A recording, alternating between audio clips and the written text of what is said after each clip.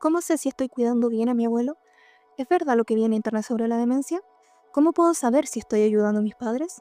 Preguntas como estas han surgido cuando nos encontramos al cuidado de un adulto mayor, donde constantemente nos invaden emociones de incertidumbre, miedo y aprensión.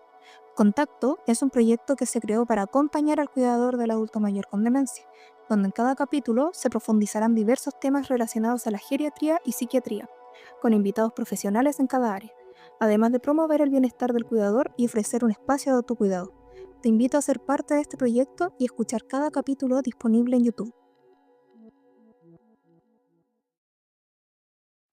Te damos la bienvenida al primer episodio de Contacto. El día de hoy hablaremos sobre el contexto del cuidado en Chile y cómo se vive en el día a día. Para ello contamos con una invitada especial que nos va a ayudar a tratar el tema desde el punto de vista de la medicina. Les presento a la doctora Francisca Greco. Mi nombre es Francisca Greco, soy médico general, estoy trabajando en un CESFAM y estoy encargada de la parte de pacientes que están postrados en este minuto en su domicilio y yo salgo a domicilio a hacer las visitas médicas correspondientes. Tú me habías comentado anteriormente que sí tenías pacientes con demencia. ¿Me podrías hablar un poco de eso, de tu experiencia? Mira, como trabajo con pacientes que están postrados, en realidad la gran mayoría de ellos tienen demencia. La demencia existen distintos tipos. La gran mayoría, aproximadamente como el 70-75% son pacientes que tienen enfermedad de Alzheimer. Pero existen otros tipos de demencia que son incluso un poco más complejas. Y en general, casi todas las demencias tienen un patrón definido en cómo van disminuyendo su funcionalidad. Entonces, pacientes que quizá parten con algo más bien motor, y después la cabeza es la que se nos va, y hay otros que definitivamente es la parte de la memoria la que parte primero y después empiezan con otros problemas de a poquitito, la parte motora, la parte de deglución. Por eso también hay harto paciente que me consulta que es respiratorio, porque dentro de las cosas que tiene la demencia es que ocurre una presbisfagia, que es como la presbicia de los lentes, que no, como a los 40 todos empiezan a tener problemas para ver de cerca. Ya. Llegado a cierta edad y con demencia es mucho más fácil tener problemas de la deglución. Entonces, normalmente el bolo alimenticio, uno traga y el esófago ayuda a adaptar ese contenido alimentario. Pero en una persona con demencia el esófago ya no funciona de la misma manera, sino que puede empezar a hacer contracciones irregulares y eso puede hacer que se nos vaya hacia arriba la comida, la aspiremos y empecemos con problemas de neumonías aspirativas. El adulto mayor también tiene el cardias, que es el esfínter de arriba del estómago, que empieza con problemas para cerrarse bien, entonces tienen problemas de más reflujo. El mismo reflujo también puede hacer aspiraciones y ese tipo de cosas. Respecto a los cuidadores que cuidan a este paciente con demencia, ¿tú qué observas? Sí, he visto de todo. He visto desde el cuidador más mateo, que está al tanto de todos los conocimientos posibles para poder darle mejor cuidado a su familiar, como he visto cuidadores que en realidad están como en negación del diagnóstico del familiar y muchas veces ocurren estos procesos en los que empiezan a quizás no gritarle, pero decirle, pero papá o mamá, ¿cómo nos acordáis si te lo dije recién? Sí, ese tipo de cosas que hacen que el cuidado sea peor. Y muchas veces, sobre todo en la demencia tipo Alzheimer, la pérdida de memoria es bien progresiva. Entonces el adulto mayor igual se da cuenta que se están olvidando cosas y eso influye mucho en su salud mental. Claro, interesante eso. Mira, quería hablar el tema, lo que tú me habías mencionado una vez, que es a los cuidadores romper un poco el estigma que ellos ya tienen anteriormente sobre el Alzheimer. ¿Me podrías hablar un poco de eso? Lo que pasa es que ahí es el estigma que tienen todas las demencias en realidad. Ocurre, yo creo que lo que más complica ahí es que hay un duelo entre medio. Entonces, cada persona lo vive de manera distinta y yo creo que la mejor manera de ir ayudando en este duelo es quizás con información. Porque si uno le pregunta a cualquier persona en la calle qué es una demencia, ellos piensan que son personas que definitivamente no están presentes, no están atentas y que ya no son ellas mismas. Pero cada demencia es un proceso, se vive de manera distinta. Dependiendo del tipo de demencia también es como el cómo va reaccionando poco a poco la persona y su alrededor también. Y yo creo que ahí el enfocarse en como una atención más bien integral, enfocada a la misma persona, va a ayudar también a que el cuidador poco a poco como que vaya dejando estos como prejuicios respecto a la misma enfermedad. Existen actualmente un montón de medicamentos que van retrasando esto. Entonces podemos tener a la persona con Alzheimer que, claro, se olvida, por ejemplo, de qué es lo que comió hoy día, o dónde dejó las cosas por muchos años. Entonces, yo he tenido pacientes que están 10 años en etapas iniciales del Alzheimer y después rápidamente caen como a algo más avanzado, pero lograron tener 10 años de sobrevida de un Alzheimer. De más inicial. autonomía. Exacto. Claro. Una duda que me surgió es la demencia y el estado de estar postrado. ¿Van de la mano? Es verdad que las demencias en estadios avanzados caen a postración, Ya. pero no necesariamente el tener una demencia significa que tú vas a estar postrado. Te puedo dar, por ejemplo, mi abuelo. Mi abuelo tiene una demencia, él tiene una enfermedad de Alzheimer, y está bastante avanzada su enfermedad de Alzheimer, pero él prácticamente podría correr una maratón. O sea, esa es la energía que tiene y la cantidad de vueltas que da en el domicilio todo el día. Entonces no necesariamente va de la mano, pero sí, llegado a cierto punto, ya la parte motora va disminuyendo, ya vamos a caer en la postración como tal, pero unos antes, otros después, dependiendo de cómo esté el cuidado de esa persona en realidad. Y en base a lo que tú me acabas de mencionar, ¿es importante para el paciente la actividad física para la demencia? ¿Tú crees?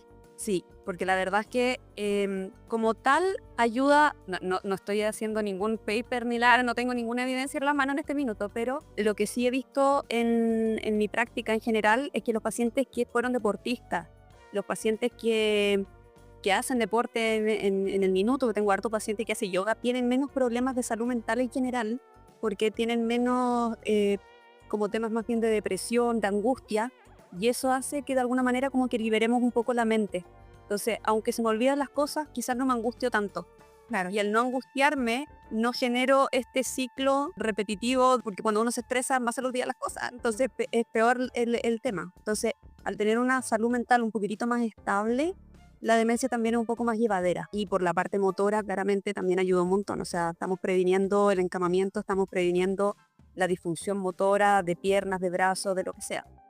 Interesante el hecho de abordar que la salud mental, cuidar la salud mental te puede prevenir de estar tan mal en el periodo de ser un adulto mayor. Y lamentablemente en Chile tenemos una gran tasa de adulto mayor con depresión en este minuto. Y de hecho una de las cosas que nosotros hacemos en consulta es que a los pacientes que empiezan con problemas de memoria, lo primero que le hacemos es un test, que es el test de Savage, que en realidad son varias preguntas que lo que me van indicando es realmente si es que hay un tema de salud mental o no.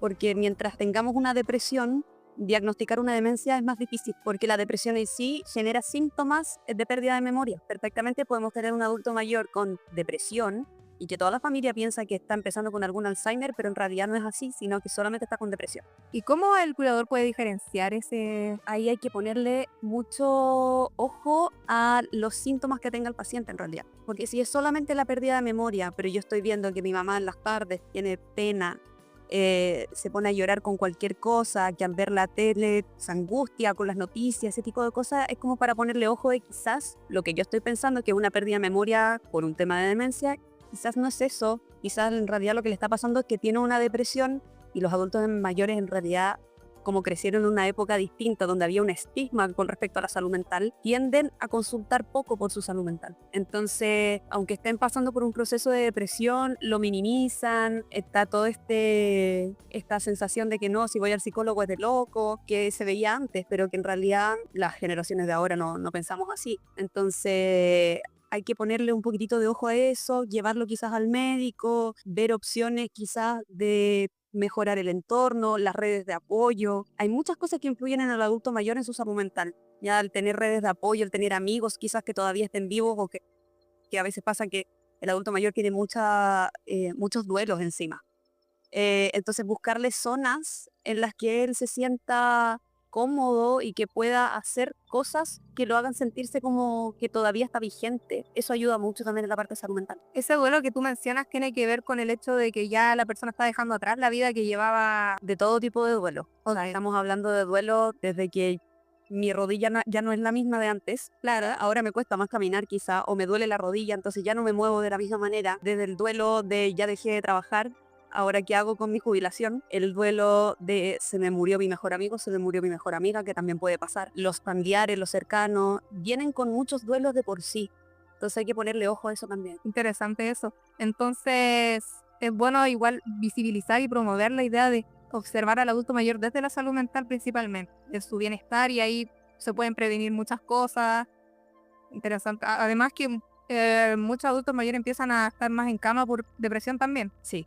Y eso ya lleva eventualmente a que la persona esté postrada. Una persona normal, después de los 65 años, cada día que pasa en cama es aproximadamente como un 3% de músculo que se pierde. Entonces, día que pasa, que está en cama, que no se levanta, es día que pierde cada vez más masa muscular, y eso generalmente permite que finalmente se postre, porque en realidad, si uno pierde la mitad de la masa muscular por estar 2-3 semanas en cama, después ¿cómo me muevo? Entonces, por eso que hay harto adulto mayor que después de una hospitalización cuesta mucho que se recupere. Bueno, hablando de la salud mental, ya hablamos de la salud mental del adulto mayor, ahora del cuidador. Porque es difícil para el cuidador manejar tantos roles.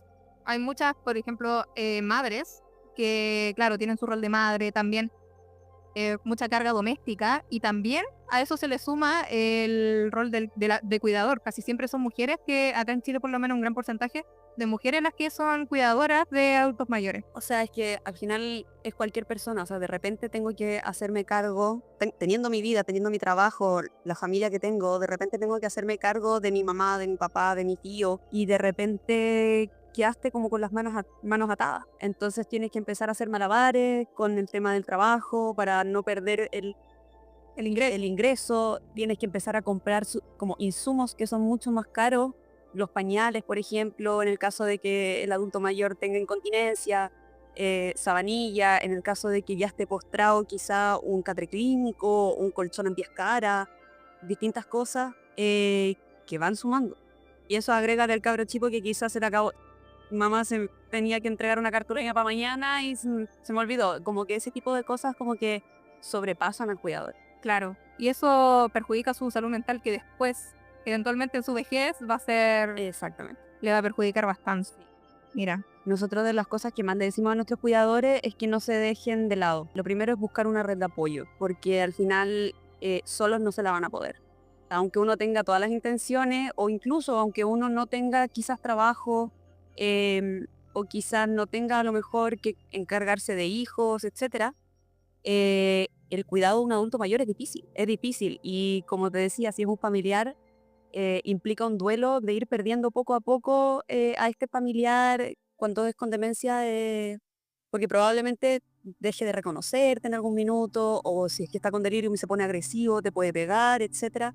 Todo eso implica un duelo para el cuidador. Y es duro, es muy duro. otro tema interesante es sobre el círculo social. O sea, en el caso de adultos mayores, muy sano, pero también para el cuidador, que postergan su vida social, ya que eso algunos lo perciben como pérdida de tiempo. Claro. Pero es muy importante eso para aportar a su estabilidad. Nosotros siempre lo que le decimos a ellos es que por favor, por lo menos, mínimo un día a la semana, que lo tengan para ellos mismos. Ya sea para realizar trámite, porque todos tenemos que realizar trámite en la vida, o para ir al médico, o para juntarse en un cafecito con un amigo o una amiga, para salir de la casa, para salir a trotar, para lo que sea. Claro. Lo que sea, por lo menos un día a la semana, que en realidad un día a la semana queda corto, pero en general una persona que cuida no se puede, ni siquiera un día a la semana se puede dejar para el mismo. Claro, dado la sobrecarga, no puede darse, por así decirlo, el lujo, entre comillas, de tener más días. Exacto.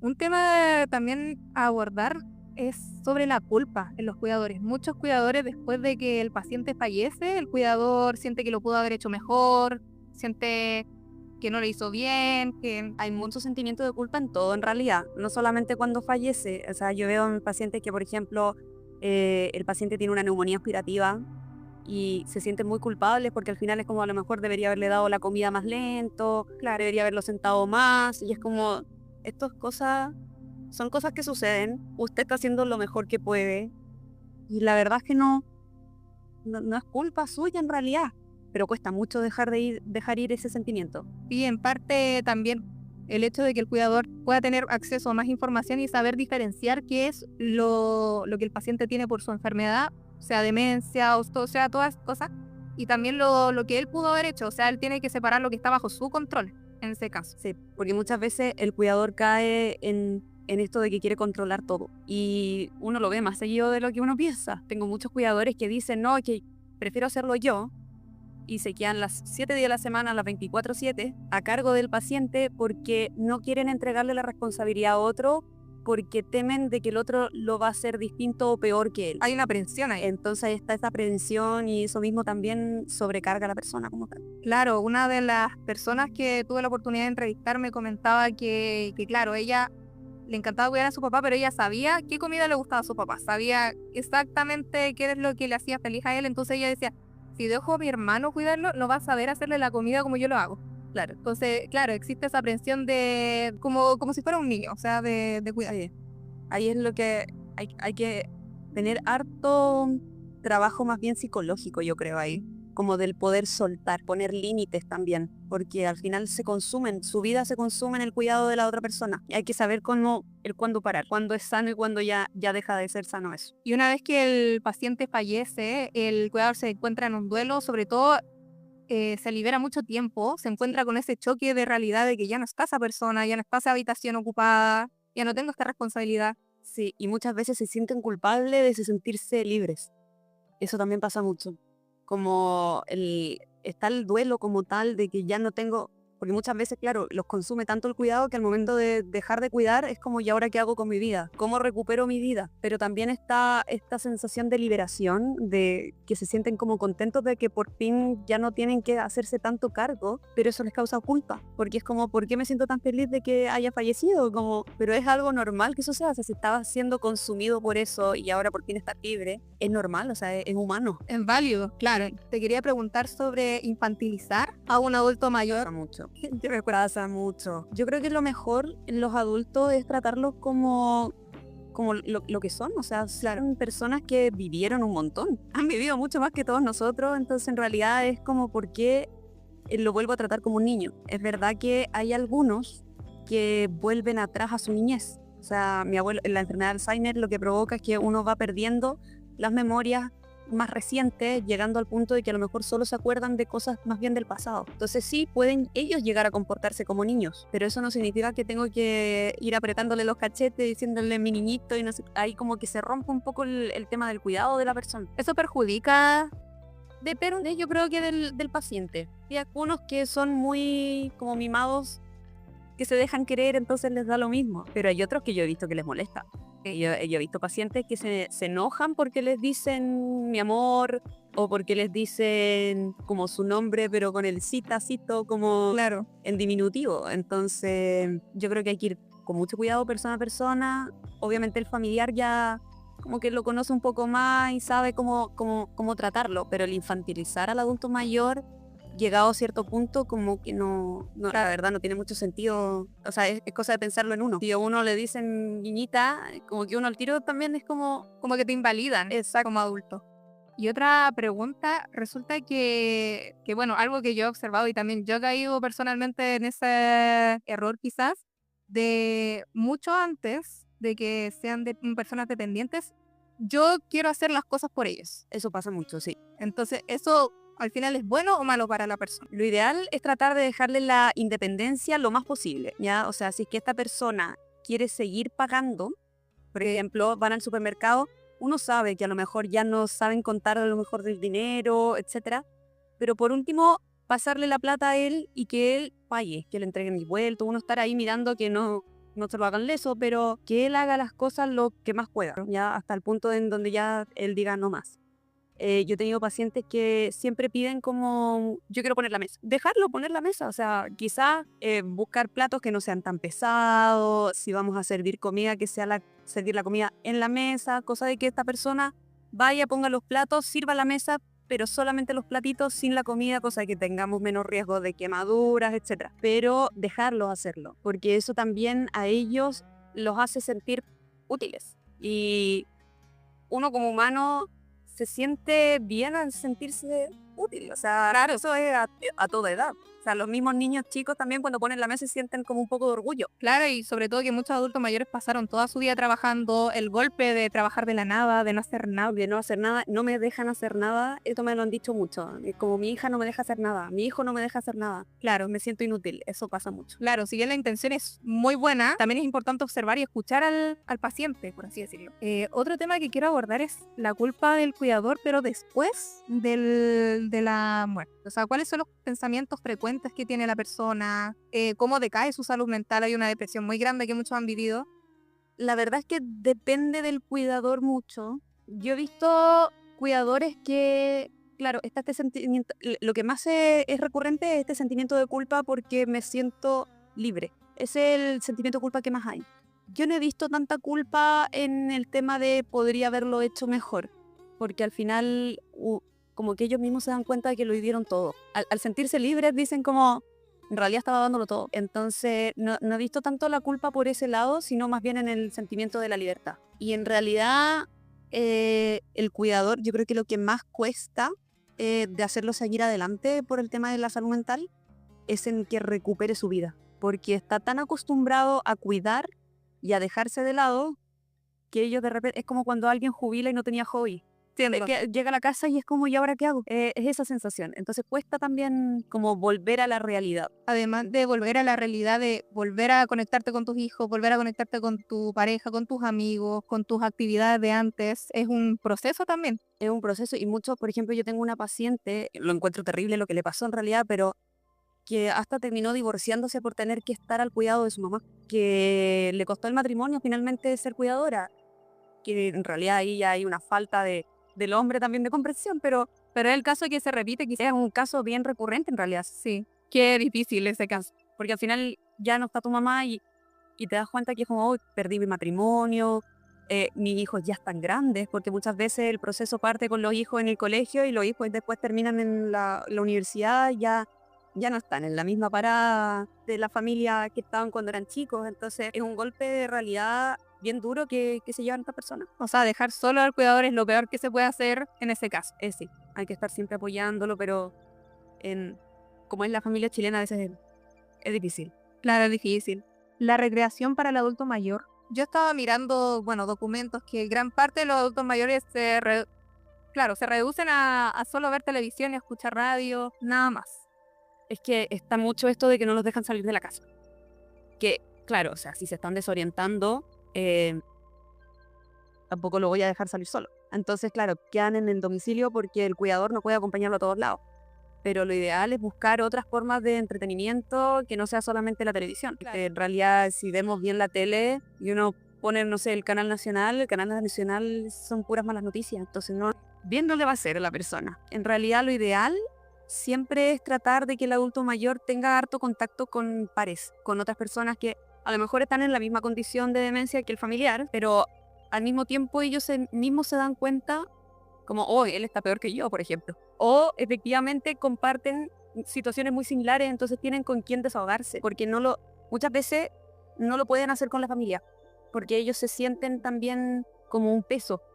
Entonces, cargarle más la mochila al cuidador, ellos tienden a callarse las cosas. Entonces, el hecho de tener a alguien de su misma edad o alguien que tenga la misma condición, que también esté con la misma enfermedad, etcétera, les ayuda mucho. Entonces, lo ideal es hacerlo socializar. Y había leído también el hecho de diferenciar la soledad con el aislamiento social. Sí.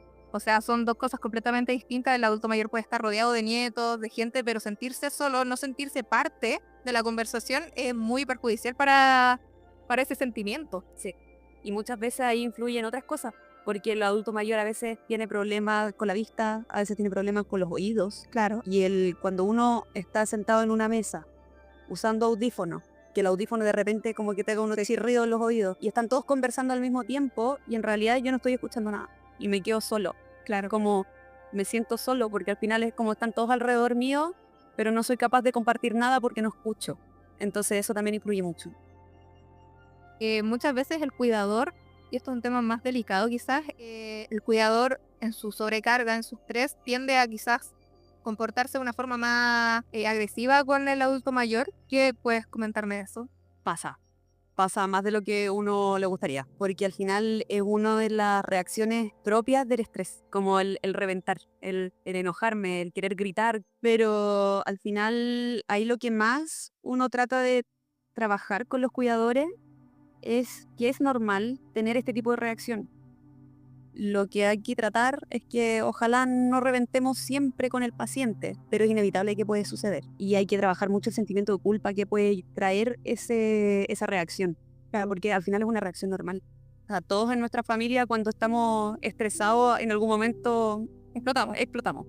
Y todos le hemos dicho algo quizás hiriente al hermano, a la mamá, al hijo, a lo que sea. Pero hay que ser consciente también de pedir perdón por esa reacción. Entonces pasa mucho que es como que se sienten culpables por eso, pero al mismo tiempo es como, es normal que estemos con eso. Y es lo que tiene que hacerte clic de que necesitamos un espacio para nosotros. Es como el primer síntoma que uno dice como, por favor, como date un tiempo, pide ayuda. Necesitas que alguien más esté a cargo de esta persona, no solo tú. O muchas veces que aunque que yo le he visto harto, que se pasan al adulto mayor de casa en casa, como entre hermanos, traten de que a lo mejor sea más seguido, porque quizá como una semana completa es mucho para ti.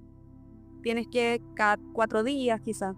Ahora también hay que ver el nivel de demencia de la persona, porque a veces los cambios de domicilio también le pueden generar delirio a la persona. Entonces hay que ir viendo las distintas situaciones en cada casa para ir viendo qué cosas se pueden hacer. Pero es siempre estar atento de uno mismo De uno mismo, sí. y también estar atento del paciente todo el rato, observar, pero sí es importante la atención a los detalles que uno tiene a eso. Bueno, hablando de la información, es súper importante informar al cuidador, pero también informar a la gente que no es cuidadora también. O sea, hacerla consciente de que quizás un compañero, un par tuyo, también es cuidador y está pasando por una situación difícil y puede ser un poquito más, puede contribuir a su bienestar. Por ejemplo, en el mismo grupo de amigos, como dar a entender que estoy siendo cuidador en este minuto, por lo tanto ya no me voy a poder juntar con la misma frecuencia. Porfa, díganme que tengo que juntarme. Claro. Como no sentirse solo, por ejemplo. Claro. Ese tipo de cosas. ¿No? Y también existe mucho prejuicio, o sea, de que la persona, bueno, muchas personas desde afuera creen que está siendo mal cuidador, pero no saben todo lo que está viviendo la persona. Además de que muchas veces algunos abuelitos, adultos mayores, perdón, tienden a comentar cosas que no son, o quizás a tergiversar ciertas cosas, pero por otros motivos y la gente se lo cree. Sí. Y la gente se lo cree y perjudica al cuidador. Es que hay de todo. Ya, hay de todo. Yo tenía un paciente que era bien compleja la situación en realidad, que era como que la cuidadora de pago manipulaba mucho a la paciente. Y la paciente después andaba diciendo que el hijo le pegaba, cuando nunca había sido así. Wow. Y en realidad, claro, eran golpes que eran porque la señora trataba de salirse de la cama, por ejemplo, y claro, pues se pegaba con el catre clínico, con la pared, ese tipo de cosas, y después ella decía que el hijo le pegó, pero en realidad no fue así. Y cuesta como poner la línea ahí, porque lo primero que uno dice es como tengo que creerle al adulto mayor, pero también hay que hacer una buena investigación respecto a cada caso. Bueno, ahí la fiscalía es la que más pega tiene ahí, porque en realidad es difícil esa situación. O sea, hay gente también malintencionada que se aprovecha de estas cosas. Los mismos pacientes no saben. O sea, no entienden. A lo mejor ellos lo que quieren es como irse a la casa de la otra hija, pero por irse a la casa de la otra hija dicen una mentira que a veces es como algo que es natural para la persona, pero puede meter en un tete tremendo al otro hijo, por ejemplo, etc. Entonces hay que ponerle harto ojo ahí a las cosas. Que de todas maneras, o sea, si es que un adulto mayor igual me están diciendo que está siendo maltratado, hay que ponerle ojo de todas maneras. No puedo dejarlo pasar. Pero hay que ponerle harta sensibilidad ahí. Porque claro, ya es difícil la parte de la violencia intrafamiliar. ¿Es frecuente acá en Chile la violencia intrafamiliar a adultos mayores? Y yo creo que es más bien la psicológica, Ok. pero yo creo que sí es frecuente. Sí. Es mucho más tendencia a la psicológica más que la física, pero hay. Y aunque uno no lo crea, los problemas de salud mental son los que más generan este tipo de situaciones. Mismos pacientes que tienen a lo mejor un trastorno de personalidad o que tienen un trastorno ansioso gigantesco que caen después en la violencia intrafamiliar porque al final están colapsados. No es justificable tampoco en ningún caso, pero de todas maneras es bien común. Es complejo tratar ese tema, pero también es importante visibilizarlo. Sí. para saber qué hacer también en un caso de que uno observe ciertas conductas. Y con esto damos fin al primer capítulo de Contacto, agradeciendo a nuestra invitada doctora Greco por compartir sus conocimientos en medicina y también a ustedes por estar aquí con nosotros. Recuerda que también tenemos redes sociales donde nos encuentras como contacto-podcast en Instagram y Facebook. Allí podemos hablar directamente si tienes comentarios o dudas sobre el tema de hoy y responder a tus preguntas en los próximos episodios. Para nosotros es importante saber tu opinión. Te esperamos el próximo capítulo en YouTube para hablar sobre los mitos que existen sobre la demencia en el adulto mayor. Y recuerda, lo estás haciendo bien.